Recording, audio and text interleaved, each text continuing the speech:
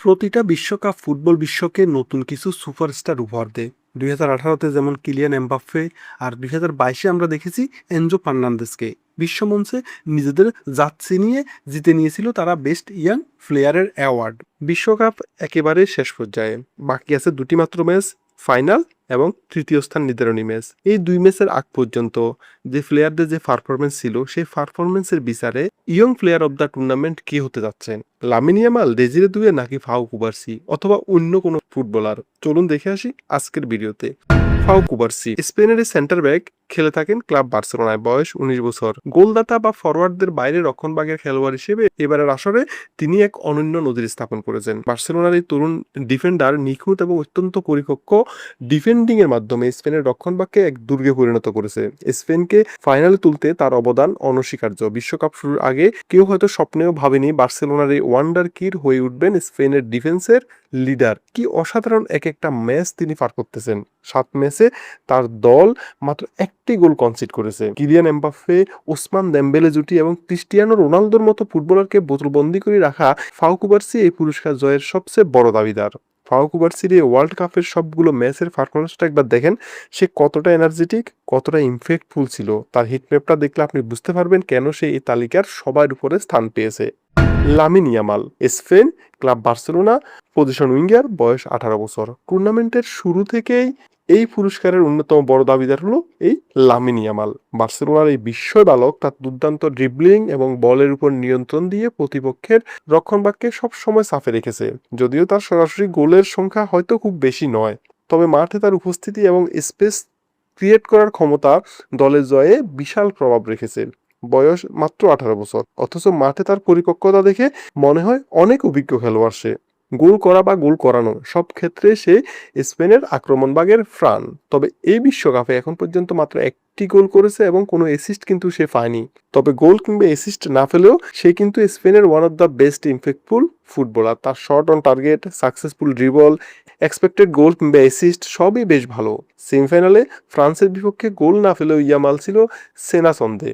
Uruguay ম্যাচে কোনো গোল কিংবা অ্যাসিস্ট না পেলেও ইয়ামাল হয়েছিল player of the match. So I think Lamine Yamal is one of the best contented for win this award. বিশেষজ্ঞদের মতেও এবারের আসরে এই অ্যাওয়ার্ডটি তার হাতে ওঠার সম্ভাবনা প্রবল। বিশ্বকাপ শুরুর আগে আমি তরুণ প্রতিভাদের নিয়ে যে ভিডিও বানিয়েছিলাম, সেখানেও টপে ছিল লামিন ইয়ামাল। চাইলে কার্ডে এবং ডিসক্রিপশনে লিঙ্ক দেওয়া থাকলো, দেখে নিতে পারেন। লামিন ইয়ামালের এই ওয়ার্ল্ড কাপের সবগুলো ম্যাচের পারফরমেন্সটা একবার দেখেন, সে কতটা এনার্জেটিক, কতটা ইমপ্যাক্টফুল এবং প্রতিপক্ষের হাফে কতটা ডেস্ট্রয়ার ছিল। তার হিটম্যাপটা দেখেন, তাহলে আপনি বুঝতে পারবেন কেন তাকে নিয়ে এত মাতামাতি হচ্ছে।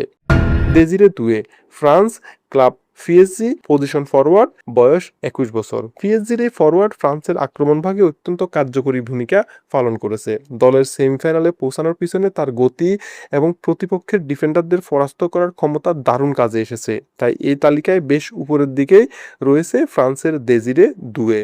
ফ্রান্সের শক্তিশালী স্কোয়াডে নিজের জায়গা করে নিয়ে যেভাবে তিনি প্রভাব ফেলেছে তা সত্যিই প্রশংসনীয়। বড় ম্যাচে সাফের মুহূর্তে তার পারফরমেন্স তাকে এই দৌড়ে শক্ত অবস্থানে রেখেছে। ডেজিরে দুয়ে একটা গোল এবং একটা অ্যাসিস্ট করেছে। সত্যিকার অর্থে তার ইনফ্যাক্ট এই এক গোল বা এই এক অ্যাসিস্ট দিয়ে বোঝানো সম্ভব না। চান্স ক্রিয়েশন কিংবা স্পিড সব জায়গাতে সে বেশ ভালো অবস্থায় পিএসজির এই ফরওয়ার্ড ছিল।